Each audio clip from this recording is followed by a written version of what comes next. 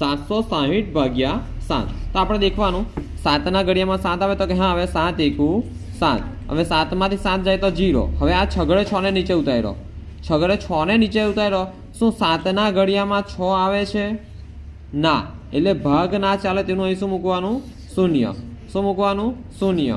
હવે આ 0 ને નીચે ઉતાર્યું. શું 7ના ઘડિયામાં 60 આવે છે? ના. પણ 60ની નજીકની અને ઓછી સંખ્યા કઈ આવે છે? આપણે 7નો ઘડિયો બોલીએ.